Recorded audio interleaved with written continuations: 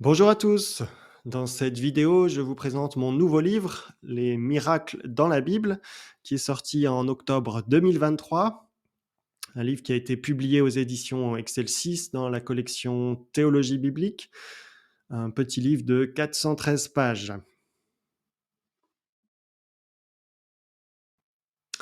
Ce livre a pour but de proposer un cheminement à travers les textes de la Bible au sujet des miracles, en essayant de suivre l'ordre de la révélation biblique.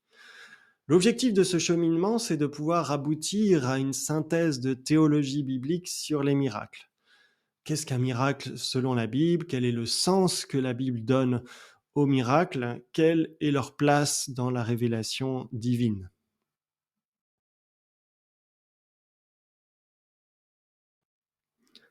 C'est un livre qui est destiné à tous ceux qui ont envie d'approfondir un peu leur réflexion biblique sur les miracles, ceux qui ont envie de creuser un peu les choses.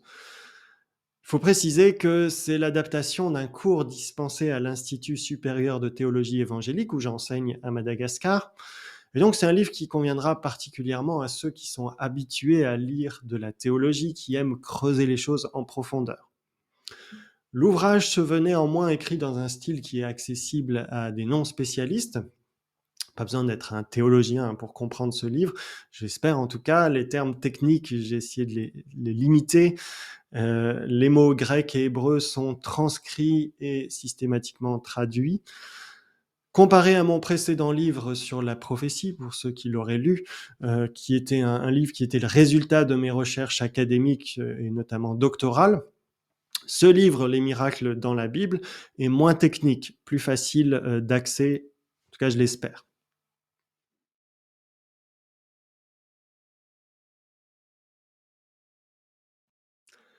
Le livre commence par un chapitre introductif qui est assez conséquent, où j'y présente l'approche du livre, puis ensuite un survol de la terminologie du miracle dans la Bible avec pas mal de tableaux, de statistiques. Le premier chapitre aborde la question du rapport entre le miracle et la création. Si Dieu a créé les lois de la nature, comment pourrait-il déroger à ses propres lois en faisant des miracles? Comment la révélation biblique entrevoit-elle ce rapport entre le Dieu créateur et les actes extraordinaires que ce même Dieu accomplit? Pour répondre à ces questions, le chapitre va partir de quelques textes des psaumes et du livre de Job qui se réfèrent à l'action du Dieu créateur à l'aide du vocabulaire du miracle. Le deuxième chapitre traite des textes au sujet des signes et prodiges qui ont accompagné l'exode d'Israël hors d'Égypte. C'est sans aucun doute les miracles auxquels l'Ancien Testament donne le plus d'importance. Dans le chapitre 3, c'est la question du rapport entre les miracles et la prophétie dans l'Ancien Testament qui est abordée, parce que dans l'Ancien Testament, la plupart des miracles sont accomplis par des figures prophétiques. Les chapitres 4 à 6 sont focalisés sur les miracles de Jésus, tels qu'ils sont décrits dans les évangiles.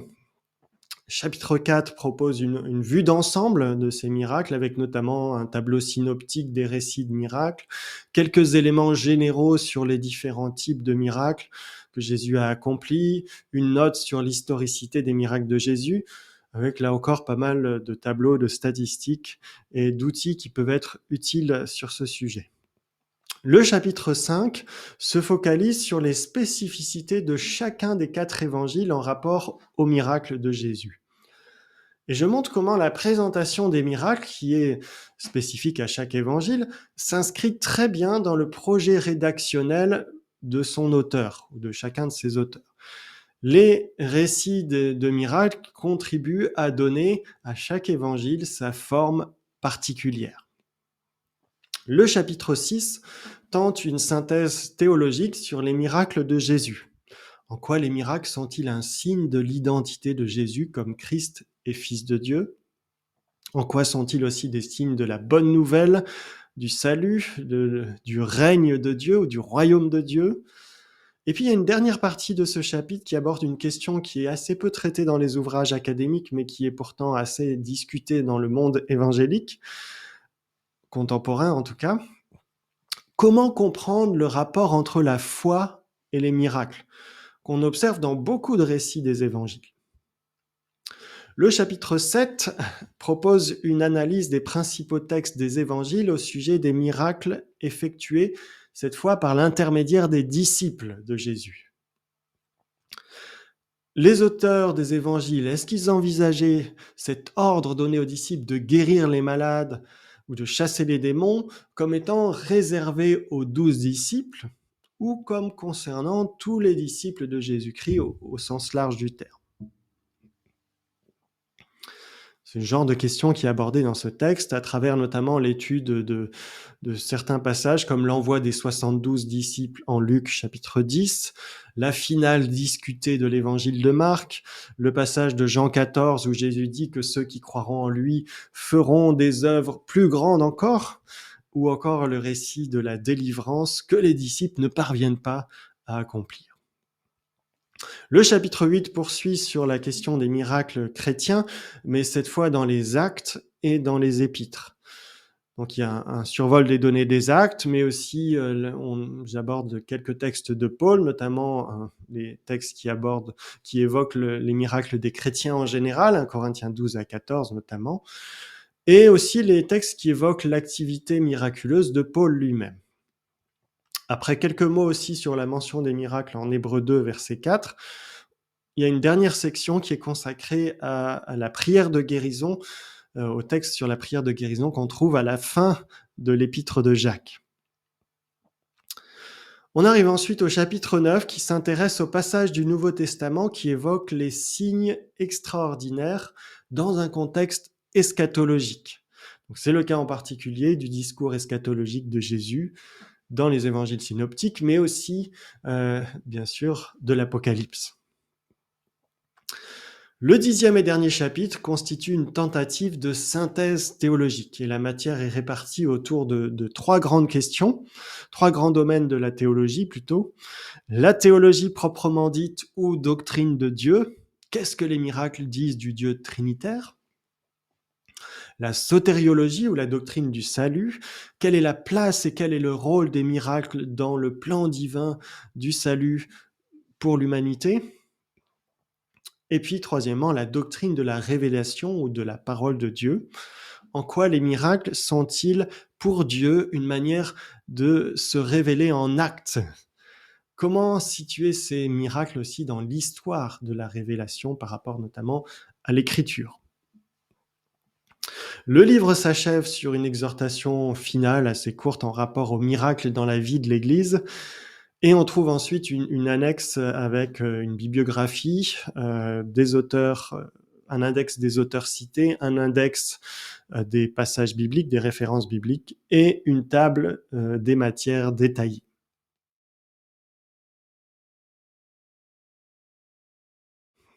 Tout d'abord, je n'ai pas connaissance d'autres livres de théologie en français qui traitent du sujet des miracles bibliques dans l'ensemble de la Bible et dans une approche de théologie biblique.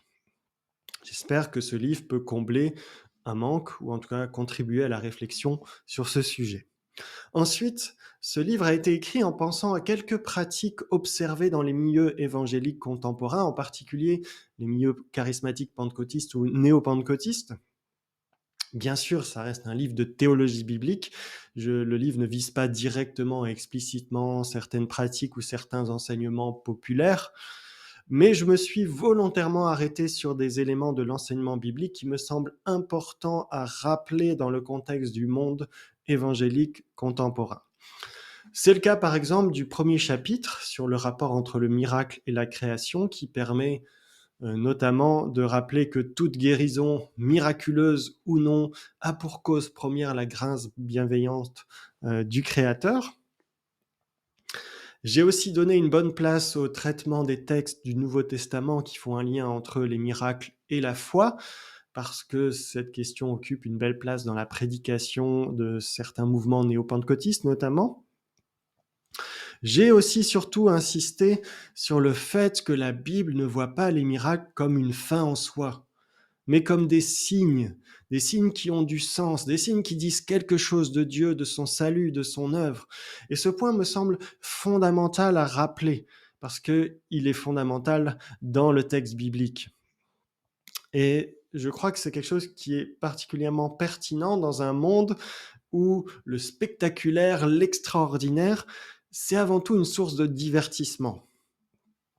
Les récits des évangiles, d'ailleurs, montrent que sur ce point, c'est pas quelque chose de tout à fait nouveau, puisque dans les évangiles, vous avez des foules nombreuses qui suivent Jésus pour ses miracles, qui sont émerveillées par ses miracles, mais on nous fait bien comprendre que parmi ces foules, seul un certain nombre va vraiment croire et porter sa foi en celui vers qui pointent ces signes, Jésus, le Christ et le Fils de Dieu.